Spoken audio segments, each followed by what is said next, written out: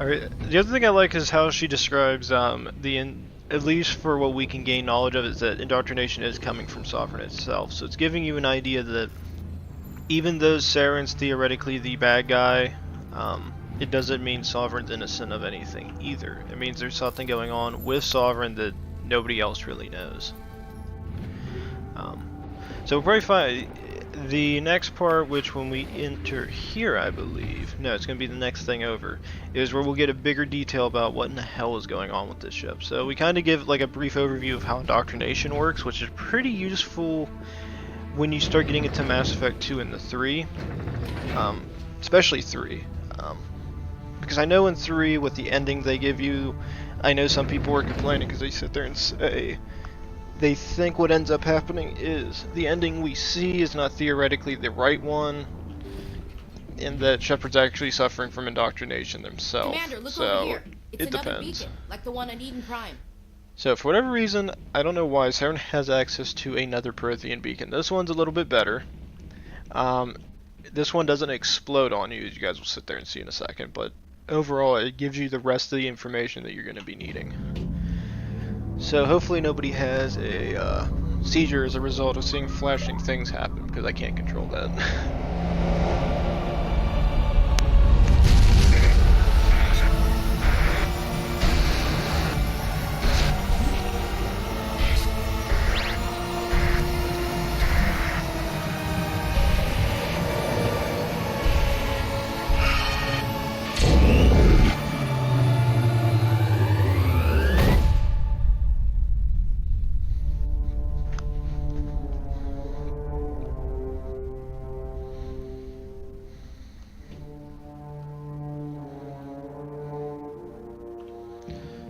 Alright. So the Prothean beacon, even though it kind of went really fast, the idea is what this thing does is it pieces together what the damaged Prothean beacon that we received didn't have. It pieces together the little bits of information we lost, and makes the cipher a little bit easier to read. Once we get back to the Normandy, you guys will see that. But I like how they try to piece together what we lost out of that. This is not good. And then, hello, it's Sovereign. You are not Saren. What is that? Some kind of VI interface?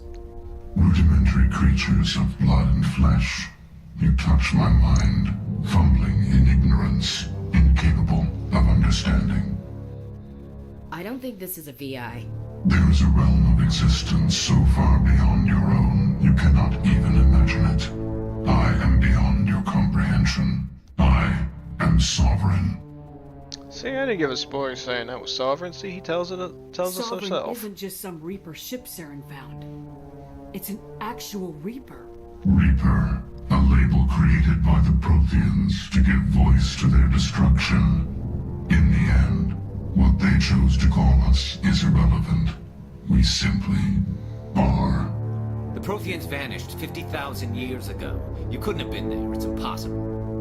Organic life is nothing but a genetic mutation. An accident. Your lives are measured in years and decades. You wither and die. We are eternal, the pinnacle of evolution and existence.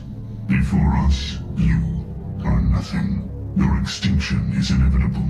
We are the end of everything. There is an entire galaxy of races united and ready to face you. Confidence born of ignorance. The cycle cannot be broken. Cycle? What cycle? The pattern has repeated itself more times than you can fathom. Organic civilizations rise, evolve, advance, and at the apex of their glory, they are extinguished. The Protheans were not the first. They did not create the Citadel. They did not forge the mass relays. They merely found them. The legacy of my kind. Why would you construct the mass relays, then leave them for someone else to find? Your civilization is based on the technology of the mass relays. Our technology. By using it, your society develops along the paths we desire. We impose order on the chaos of organic evolution. You exist because we allow it. and you will in because we demand it. They're harvesting us. They're here to wipe us out. What do you want from us? Slaves? Resources? My kind transcends your very understanding. We are each a nation, independent, free of all weakness. You cannot even grasp the nature of our existence. Where did you come from? Who built you? We have no beginning. We have no end. We are infinite. Millions of years after your civilization has been eradicated and forgotten, we will endure. Where are the rest of the Reapers? Are you the last of your kind? We are legion. The time of our return is coming. Our numbers will darken the sky of every world. You cannot escape your doom. You're not even alive. Not really. You're just a machine, and machines can be broken. Your words are as empty as your future. I am the vanguard of your destruction. This exchange is over.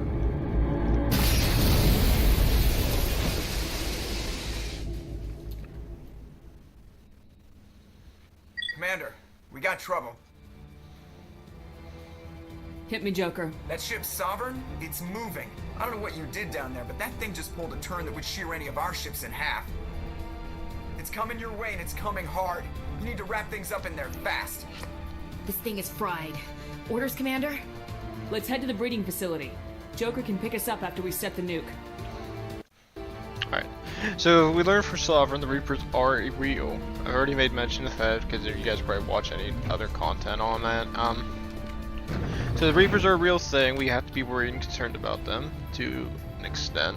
Mass Effect 2 and 3 kind of builds on this as we get ready for the Reapers. As far as I'm concerned, at least with Mass Effect 1 is I was always curious what they were planning on originally doing with the story. Mass Effect 3 kind of changes it whenever I get into that with the explanation of the Reapers. But at least from what Mass Effect 1 gave is that they're sentient machines, and at least from what we can tell is they're extremely powerful, and that if there's been a cycle, we're not the first ones part of the cycle. So it's like Protheans came before us, they were extinguished and destroyed. So the question is who else is there? And as we get into getting a little bit further along, we'll find out everything about this.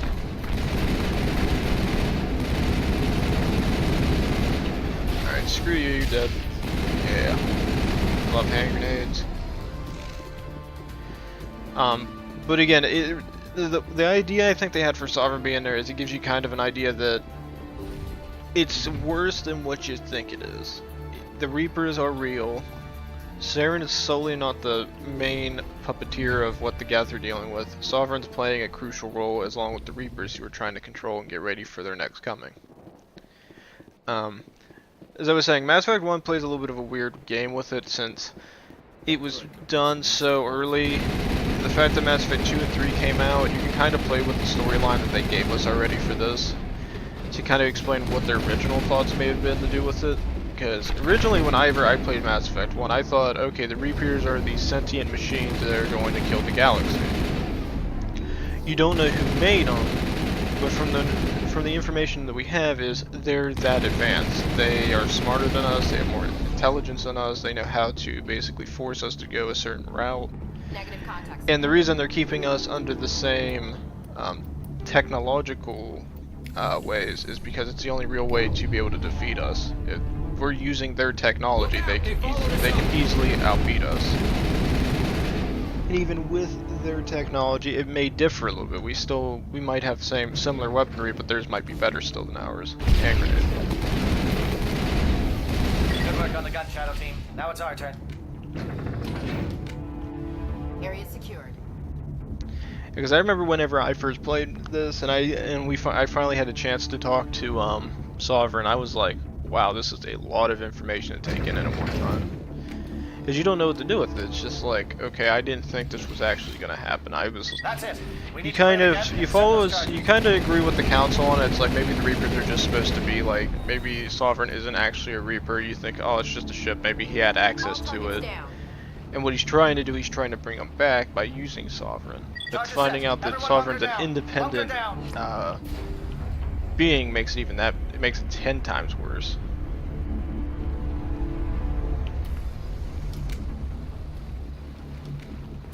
Also just for fun. All right. Nice. That's what I was thinking about. Commander, I'm bringing us in. I'll get as close to the site as I can. Shooting off bombs. Come on, Joker. See the explosions. I don't have a flare gun, so I'll use explosions to do it instead.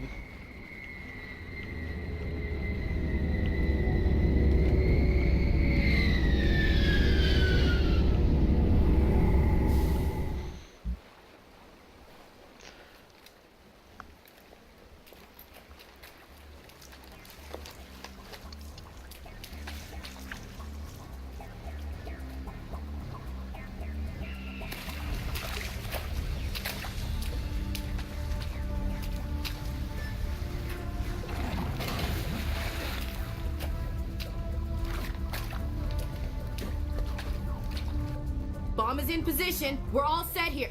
Commander, do you read me? The nuke is almost ready, Lieutenant. Get to the rendezvous point. Negative, Commander. The Geth have us pinned down on the AA tower. We've taken heavy casualties. We'll never make the rendezvous point in time. Get them out of there, Joker, now! Negative. It's too hot. You can't risk it. We'll hold them off as long as we... It's okay, Commander. I need a couple of minutes to finish arming the nuke.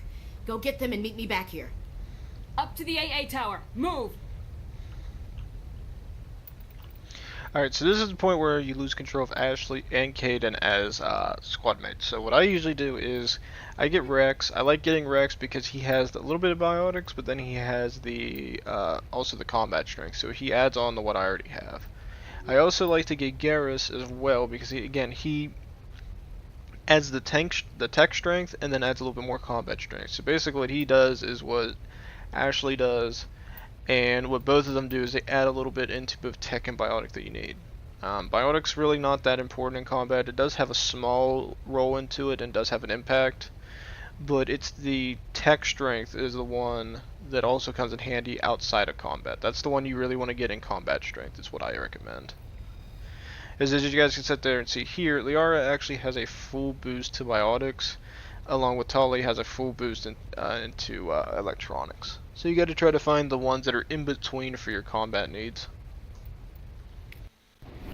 Because more than likely what will end up happening is when we go to deal with the Vermeer mission, I'm actually going to be bringing... that one I might keep. I'll probably end up keeping...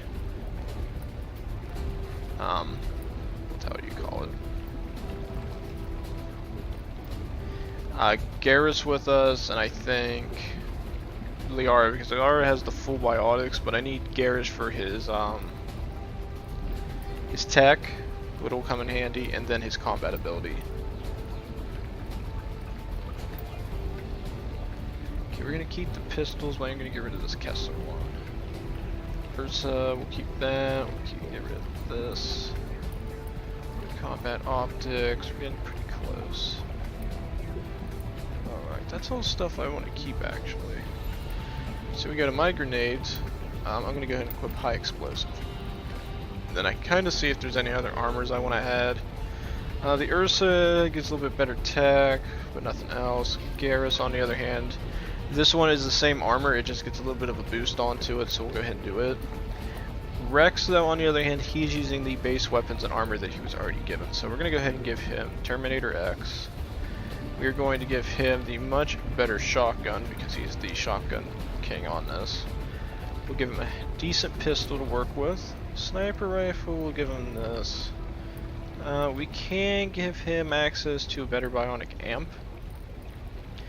But the one problem we're going to deal with is he needs to get upgraded. So let's go ahead and get back into this. I'm going to go ahead and upgrade my shotguns because that one shotgun did come in handy. We will give Garrus access to better tactical armor, that'll help him out. And then for Rex, I'm going to jump in and try to give him some access to his abilities.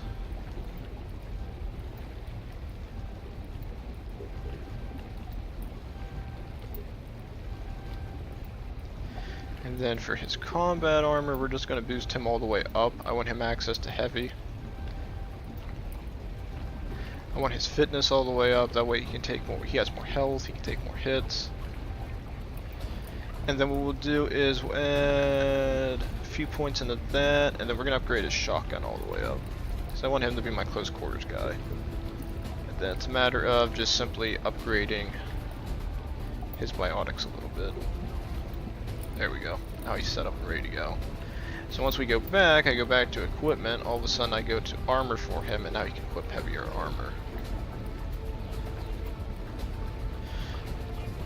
Predator armor is not bad, but I think we're going to want the Predator H.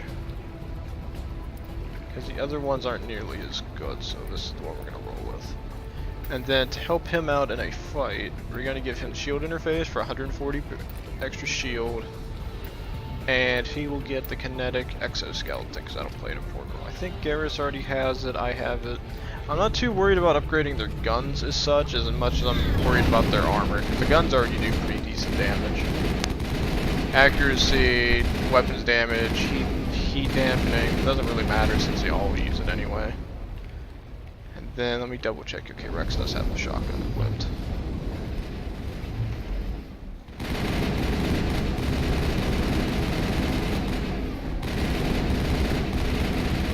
Put warriors down.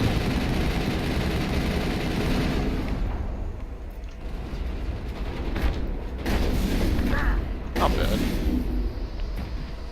Alright, so that's good. Perimeter clear. Darren's experiment has to be stopped.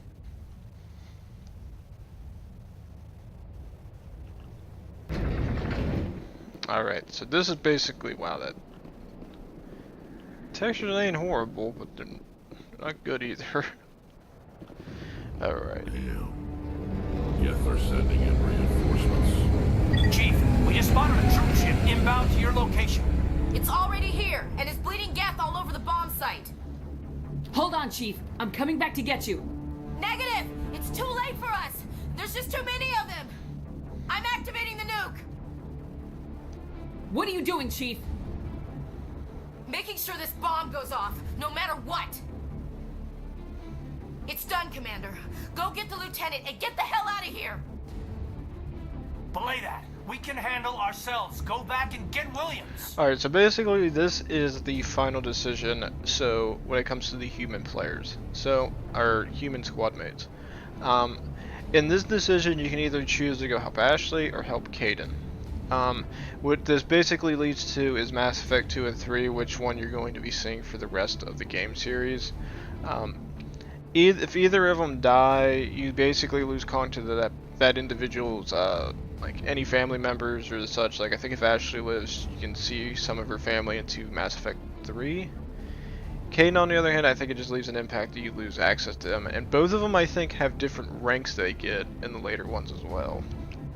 At least from the story that I'm going to be telling through this character, I think I'm going to go for saving Kaidan this time. If I ever come back to playing Mass Effect 1 and 2 and 3 and I decide to remake it into another character, I might keep her alive, just to play something different. But as far as I'm concerned, we're going to keep Kaidan alive for this character's story. That way he's alive and we can continue progressing the way I was planning on it. So, go for it. Alenko, radio Joker and tell him to meet us on the AA tower. Yes, Commander. You know it's the right choice, LT. I'm sorry, Ash. I had to make a choice. I understand, Commander. I don't regret a thing.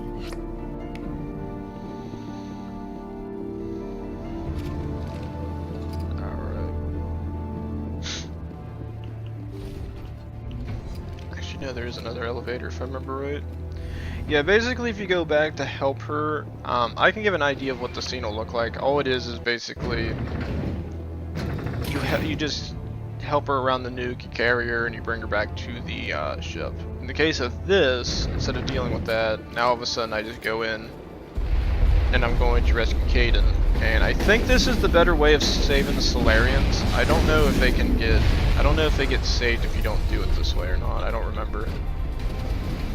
Commander, you need to move fast. We can't hold these things off for long. Watch the corners. Suppressing fire!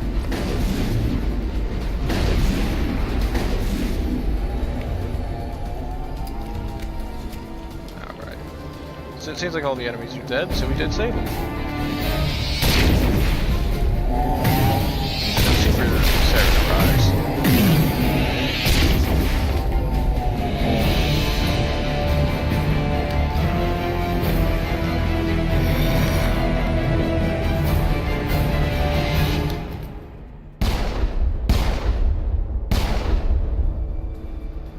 This has been an impressive diversion, Shepard. My Geth were utterly convinced the Solarians were the real threat. Of course, it was all for nothing. I can't let you disrupt what I've accomplished here. You can't possibly understand what's really at stake. Why are you doing this? You've seen the vision from the beacons, Shepard. You of all people should understand what the Reapers are capable of. They cannot be stopped. Do not mire yourself in pointless revolt. Do not sacrifice everything for the sake of petty freedoms. The Protheans tried to fight, and they were utterly destroyed. Trillions dead. But what if they had bowed before the invaders? Would the Protheans still exist?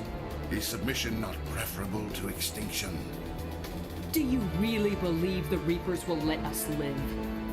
Now you see why I never came forward with this to the Council. We organics are driven by emotion instead of logic. We will fight even when we know we cannot win. But if we work with the Reapers, if we make ourselves useful, think how many lives could be spared. Once I understood this, I joined Sovereign. Though I was aware of the dangers, I had hoped this facility could protect me. You're afraid Sovereign is influencing you. You're afraid he's controlling your thoughts. I've studied the effects of indoctrination. The more control Sovereign exerts, the less capable the subject becomes. That is my saving grace. Sovereign needs me to find the conduit. My mind is still my own, for now. But the transformation from ally to servant can be subtle. I will not let it happen to me. Why are the Geth following Sovereign? They believe Sovereign to be some kind of god, the pinnacle of their own evolution. But the reaction of their deity is most telling. It is insulted. Sovereign does not desire the pitiful devotions the Geth hurl at it. They are just tools, and no amount of belief on their part will change that. But as tools, they are useful. They will survive the coming invasion. If organic life is to survive, we must also prove we are useful. We must work with the Reapers. Tell me why Sovereign needs the conduit. Tell me what it is. Maybe we can find a way to stop them. The conduit is the key to your destruction and my salvation.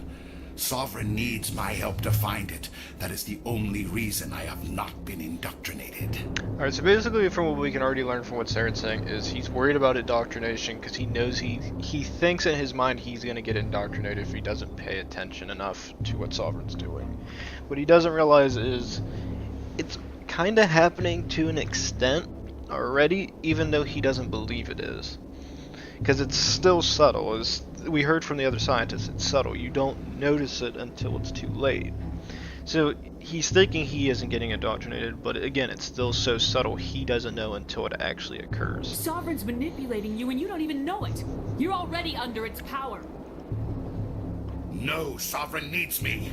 If I find the conduit, I've been promised a reprieve from the inevitable. This is my only hope. Together we can stop Sovereign. We don't have to submit to the Reapers, we can beat them.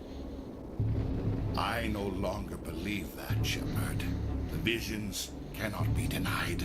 The Reapers are too powerful. The only hope of survival is to join with them.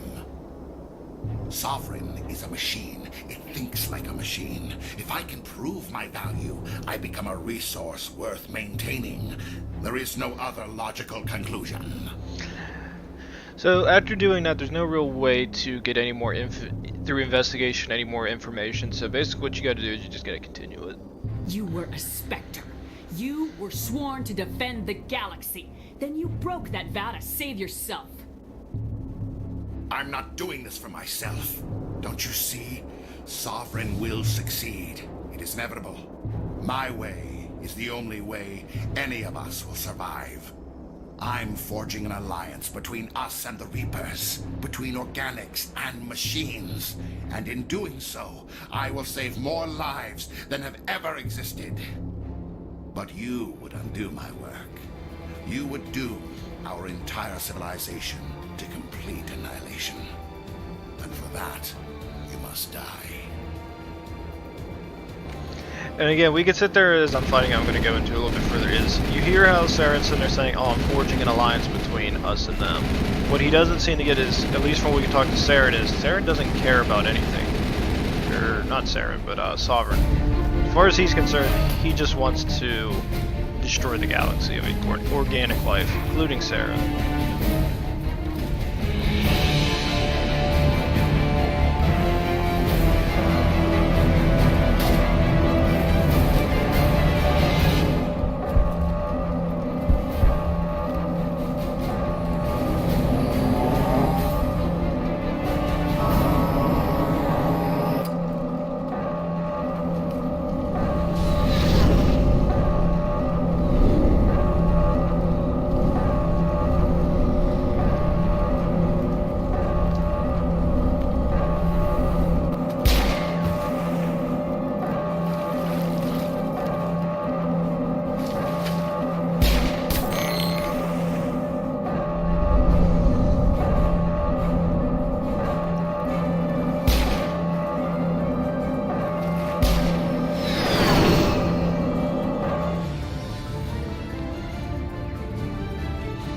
Everybody, hang on!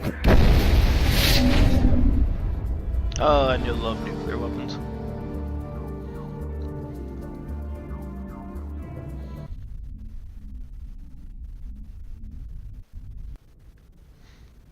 I can't believe that Ash didn't make it. How could we just leave her down there? Williams knew the risks going in. She gave her life to save the rest of us. But why me? Why not her? I'm sorry, Caden. I'd never leave you behind. I couldn't. You know that. I know. And I am grateful. But Ash died because of me.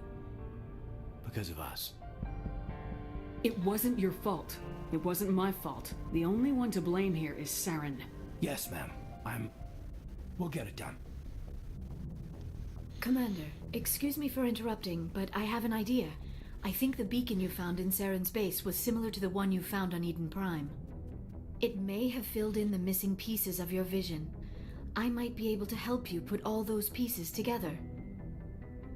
You want to join our minds again, don't you? Okay, go ahead.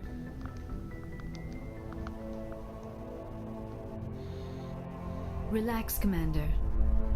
Embrace eternity.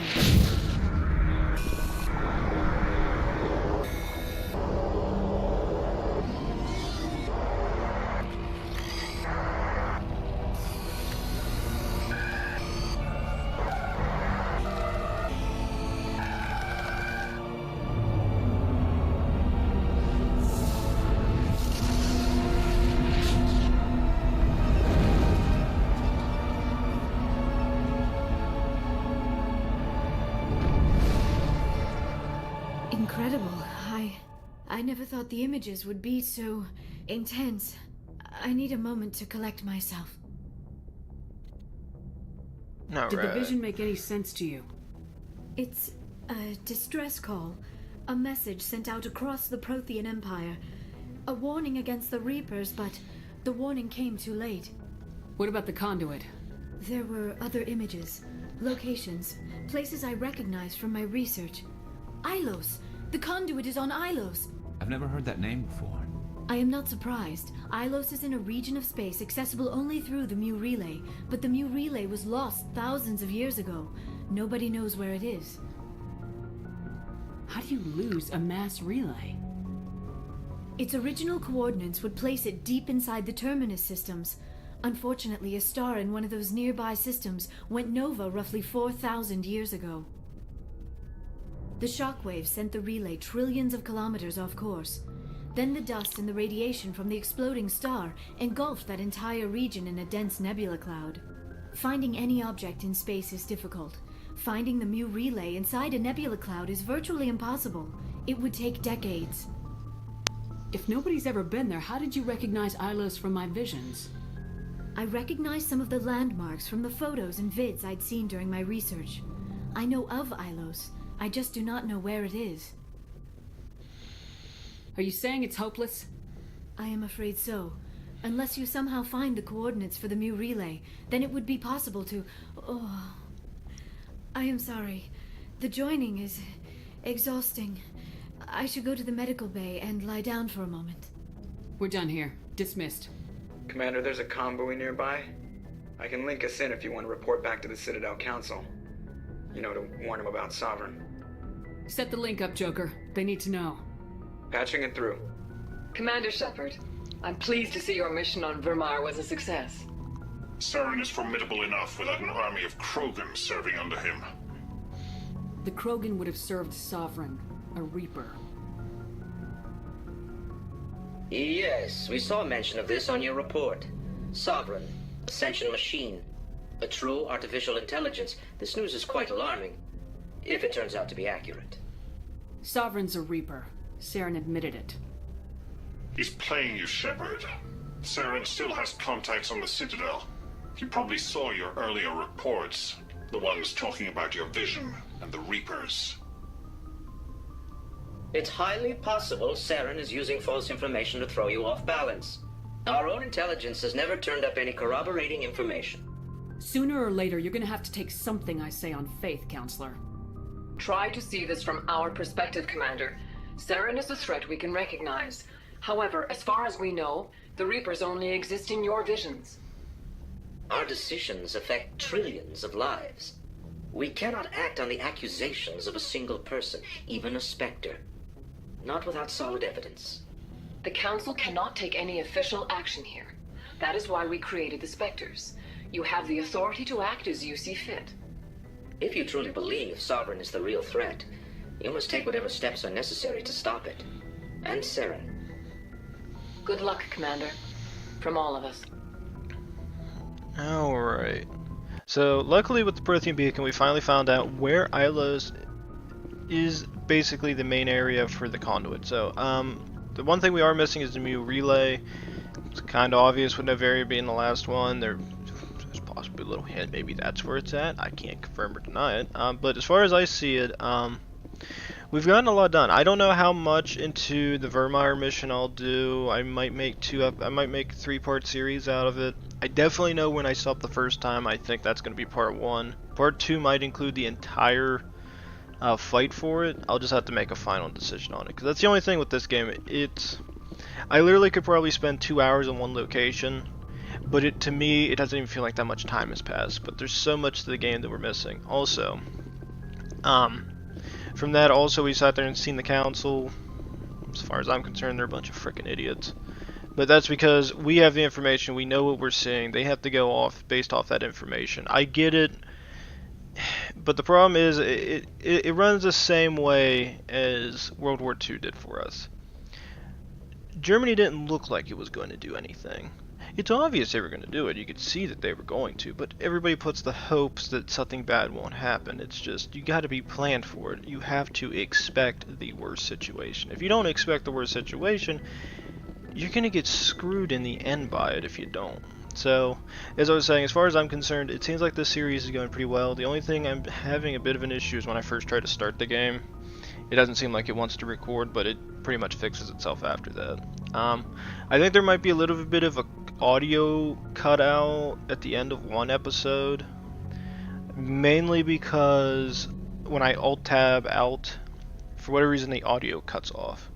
It didn't do it the first couple times I did recordings, but it did it on that one. So you guys will probably see that episode where it might cut out. I don't know yet or not. Also, as far as I can see it, we're doing pretty well in this. We're getting pretty far into this. Everybody's pretty much upgraded the way we have it. So when the next episode starts, I'm going to go around, talk to everybody again, and I think what I'll end up doing is I'll talk to everybody, and then I'm going to go to Pinnacle Station. It's to kind of show you guys what you can do there, have an idea about what's going on. That way, if you ever decide to play Mass Effect 1, you can see what you get yourself into. I'm not going to do Pinnacle Station myself, just because I don't want to spend literally the next few hours trying to play this damn thing. I just don't have the time, and I don't have the drive to do it. But we'll do Pinnacle Station, we'll do the Luna base. When we're done with that, I'll end the recording there, and if there's still time, I might end up going ahead to do the Terra Nova one, which is the asteroid we got to go to in the next one. That'll probably be an episode of itself. That way I just have it done and over with. It might be a two-parter, it might be just one big one. I don't know. I'll have to decide in the end. But I was saying, if you guys have been enjoying the content, please like, subscribe, leave a comment down below. And of course, have a very wonderful day, and thank you ever so much for watching these videos, guys. Thank you.